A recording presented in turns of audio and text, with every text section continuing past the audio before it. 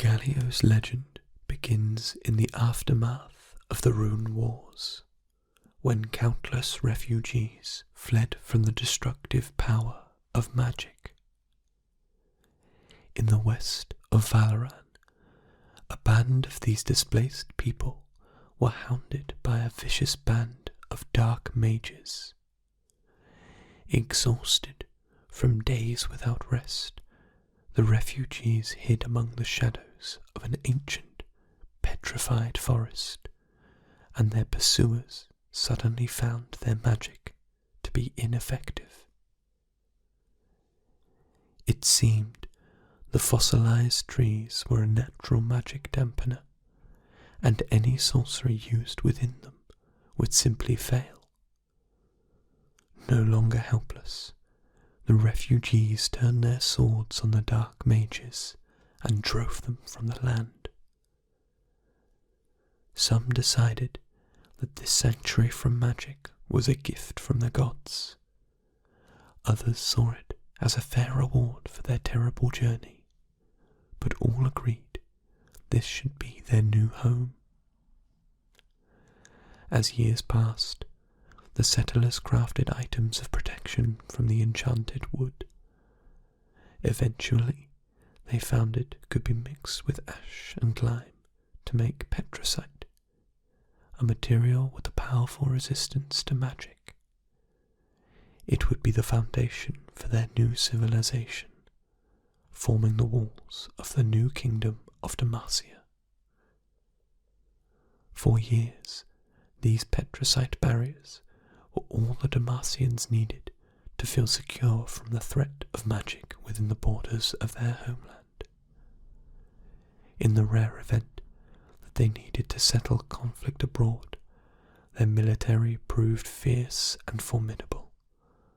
But when an enemy employed sorcery, Demacia's roaming army had little recourse. Somehow, they needed to take the security of their magic-dampening walls into battle. The sculptor, Durand, was commissioned to fashion some manner of petricite shield for the military, and 2 years later, the artist unveiled his masterpiece. While it was not what many were expecting, the winged statue Galio would become vital to the defense of the nation and serve as a symbol of Demacia across Valoran. Using a system of pulleys, steel sledges, and countless oxen, they would pull the great stone figure to the battlefield. Many would-be invaders simply froze at the sight of the awe-inspiring silhouette looming before them. The titan who ate magic inspired a kingdom and terrified those who opposed it. However, no one thought to consider what exposing the statue to such unpredictable energies might do. Demacia had been mired in battle with the enemy forces of the Green Fang Mountains. A skilled order of war mages, known as the Arcane Fist, bombarded the Demacians with crackling bolts of raw mystical power for 13 days. Those who had survived this long felt their morale dwindling and huddled close to Galio. Just when their spirits could be brought no lower, a slow, deafening rumble shook the veil, as if 2 mountains were grinding against each other. As a great shadow grew above them, the Demacian soldiers steeled themselves for death. A deep voice bellowed from above. To the Demacians' astonishment, the sound came from the colossus at their backs. Galio was moving and speaking entirely on his own. Somehow, the accumulation of absorbed magic had given him life.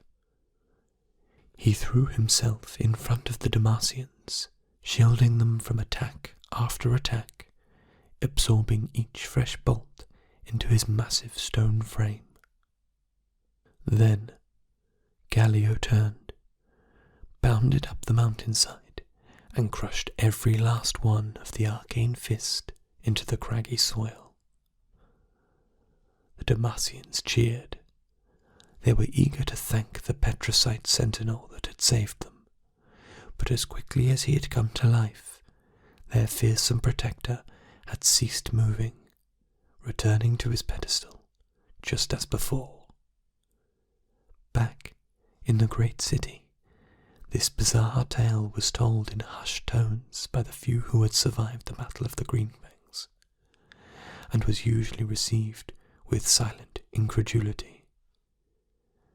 That day passed into legend, perhaps a mere allegory of the ancient days to help people through hard times. Certainly, no one would have believed that the Colossus continued to see all that transpired around him. Even while immobile, Galio retained consciousness, longing to experience the sensations of battle once again. He watched mortals pass beneath him, paying him tribute year after year. It puzzled him to see them disappear one by one as time rolled on. Galio wondered where they went when they vanished. Perhaps they were sent away to be mended, as he often was when he returned from war. As the years slipped by, Galio began to realize the sorrowful answer to his question. Unlike himself, the people of Demacia could not be repainted, or have their damage easily repaired. Mortals were frail, ephemeral creatures, and he now understood just how badly they needed his protection. Fighting had been his passion, but the people were now his purpose. Even so, Galio had been called to battle only a handful of times in all the centuries since. Demacia has begun to look inward, with magic becoming rarer in this world than it once was. And so, the Petricite Colossus remains dormant, observing the world through the murk of his waking dreams. The statue's greatest hope is to be blessed by a magic so powerful that he will never be forced to sleep again. Only then will Galio be able to truly serve his purpose, to stand and fight as Demacia's protector forevermore. War was coming, and Galio could do nothing but watch as the Demacian soldiers prepared for it. He couldn't say how long it had been since he last tasted magic. He had been carried from the plinth many times before, only to return without getting a chance at life.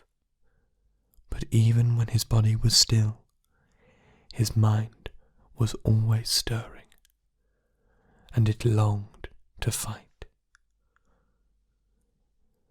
Galio could just make out the bristling rows of northern barbarians in the distance.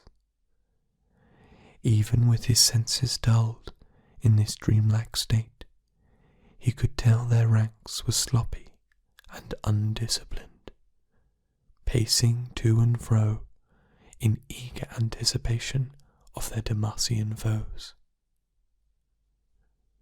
Galio had overheard talk of these wild men many times, given their recent conquests. The fearful people of the city whispered that the Freljordians left none alive, and mounted the heads of their foes on enormous tusks from strange beasts. But the barbarians were of no interest to the Colossus. His eyes found a bigger prize, a titanic shape, seeming almost as tall as the hills behind it. It moved ominously, heaving like the waves of a troubled sea, waiting to be unleashed. "What is that?" thought Galio, hopefully. "I hope it fights." Beneath him, His Demacian comrades marched in precise synchronization, reciting a cadence, chanting away all thoughts but battle.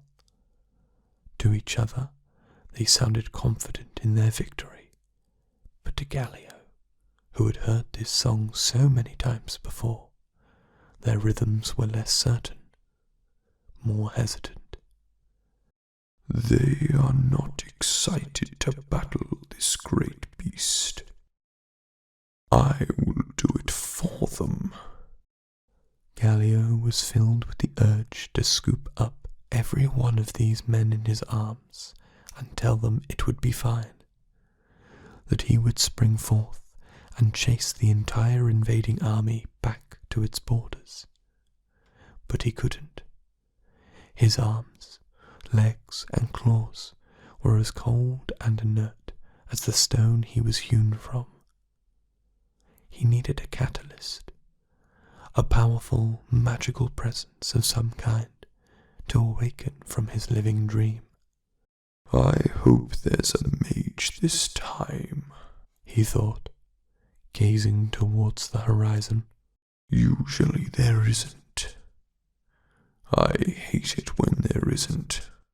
His worry grew as he heard the snorts of exhaustion from the oxen pulling him. They numbered several dozen, and still had to be swapped out with fresh replacements every mile. For a brief moment, Galio thought they might all collapse, leaving him in the outer Demacian brambles while the humans had their fun. Then, at last, his cart came to a stop at the edge of the battlefield. He knew there would be no parley, no chance that the savage enemy would surrender. Galio could hear the clatter of his tiny human comrades locking shields, forming a solid wall of steel. But he knew that whatever the barbarian's enormous beast was, it would surely cut right through the fine Demacian armaments.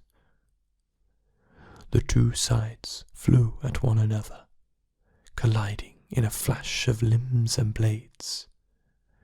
Galio heard swords clashing and axes meeting shields. Men from both armies were falling to their deaths in the mud. Brave voices that Galio knew well cried like children for their mothers. The soft heart of the stone giant began to quiver, yet still he could not break his paralysis. Suddenly, a shock of blinding purple seared across the fray, causing scores of Demacians to drop to their knees. Galio felt it then, that familiar sensation in his fingertips, like the noon sun warming cool alabaster. He could almost wiggle them. The flash came again, sapping the life from more heroic Demacian soldiers. Galio's senses came to life with startling acuity, revealing the conflict in gruesome detail. The bodies of men in broken armour were strewn about the field in grotesque contortions. Many barbarians lay slain in pools of their own blood. And in the distance, behind their lines, their cowardly sorcerer was summoning a crackling orb between his hands, readying their next attack. There he is. He is the reason I wake, Galio realized, first in gratitude, then in rage. I will squash him first. But his attention was once again drawn to the monstrous shape in the farthest reaches of the battlefield. Finally, it was coming into focus. A towering behemoth of a creature, covered in thick, matted fur. It struggled against the steel chains that restrained it. Its head thrashed about viciously in an attempt to free itself from the giant blinding cowl that covered its eyes. Galio smiled. Now that is a foe worthy of my fists. The barbarians pulled off the behemoth's covering, revealing a snarling, mangled snout beneath a beady pair of jet-black eyes. Free from its blinders, the creature erupted in a fearsome roar, as if declaring itself ready to ravage everything in sight. The monster's handlers released a mechanism that let loose the chains, and the behemoth threw itself into the opposing infantry, instantly slaying a dozen Demacians with just one swipe of its saber-like claw. Galio was horrified. These were men he had guarded since they were children.